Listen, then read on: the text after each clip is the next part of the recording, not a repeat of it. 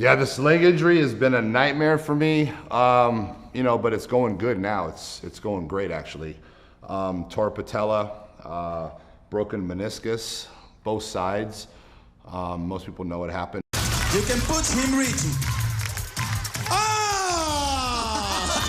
Casi lo saca. ¡Vamos, Rich! ¡Ya lo tiene! ¡Bien, Rich! ¡Oh! ¿Te imaginas, verdad, no? Imagínate. ¿Te imaginas que él fuera González? ¡Oh! Se va a Israel. Yeah, are you okay, Rich? Really? Sí. You alright? Really? You want the doctor to watch your foot?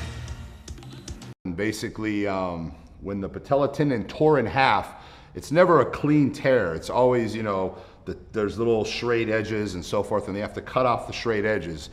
And then they have to stretch the tendon together and reattach it. And I didn't have surgery for 2 weeks after the injury.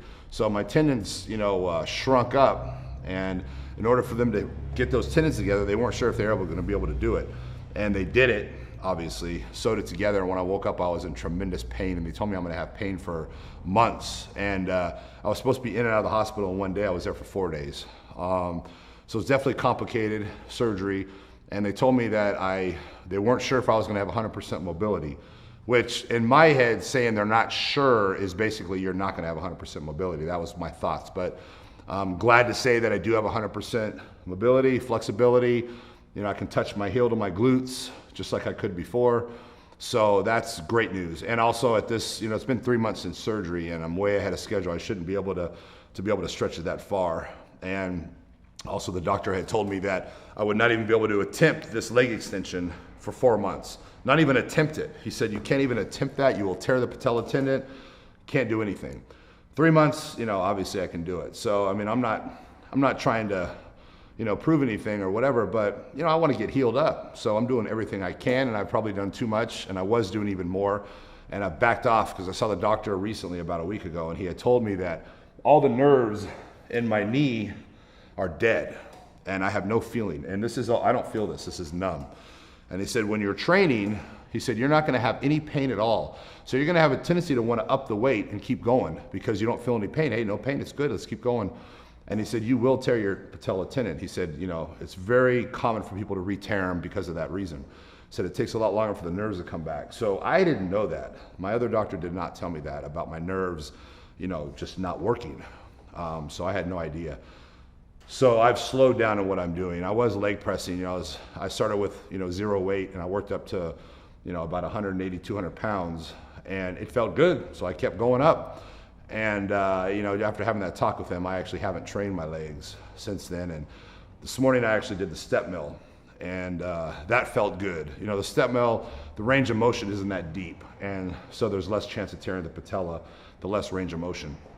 So that felt really good. When I started therapy, it was kind of a joke. You know, I'd sit there and wait and, you know, drive all the way to wherever and wait. And then I'd go in and I'd sit down and, you know, they basically would have me, they'd say, okay, straighten your leg. And they say, can you flex your quad? And I'm looking at them like, I don't know, do you think I know how to flex a quad or do you think you need to teach me? I mean, Jesus Christ. So I said, let me try to flex. Let me see if I know how to do it. Is this right? And they're like, wow, you're pretty good at that. I'm like, oh yeah, I mean, so that was my exercise, was to flex my quad 10 times and then rest a minute. Flex my quad 10 more times and rest a minute. And then basically, good job, Rich. You did great today. You know, go home and ice it. And I'm like, okay, I just drove all the way over here. I sat and waited and this is what I got. Flex my quad 10 times. So I hate to say the truth. The truth was I said, you know, fuck this. I'm not going to therapy. This is a waste of my time. So I started basically, you know, just doing exercises that I knew, you know, were not going to injure my knee. And I would, you know, I'd slowly just lift my leg, slide it out. Lift my leg, slide it out. You know, and at first it hurt and it was hard. And I couldn't go that far. My range was like this, you know. But actually, you know, every day I would just get a little bit more until I was coming all the way to here. And so it went really good. And I'm basically now, like I said, I'm doing the step mill and I'm doing some squats on a bench But my range is at 90 degrees. I'm keeping it not quite 90 degrees because that's the danger zone, below 90 degrees. And it's going great. And I'm excited, I'm happy, and I'm gonna be back. And also another thing I realized is part of the leg injury was due to the fact that I wasn't training my quads. And you know how I brag about, I don't train quads, fuck legs, blah, blah, blah. You know, it kind of bit me in the ass, honestly. And, you know, at one time I had 34-inch thighs, and I hated the way they looked. You know, I have short legs as it is, you know, and I just look like a square, you know, walking around, weeble wobbling back and forth, you know, like this. And, you know, I felt unathletic. I felt if someone pushed me down, it'd take me 10 minutes to get up, you know, and that's just not me. You know, I like to have my flexibility. I like to move, you know, I like to be able to play basketball, do things. And those legs just held me back from everything, from running, from playing basketball, from anything. So, but the point is I took it a little too far, and not training legs was not the right way to go. And I need to still train my legs regularly. I just don't have to squat 600 pounds. My problem is my legs grow super quick. My legs will get big for around the life cycle.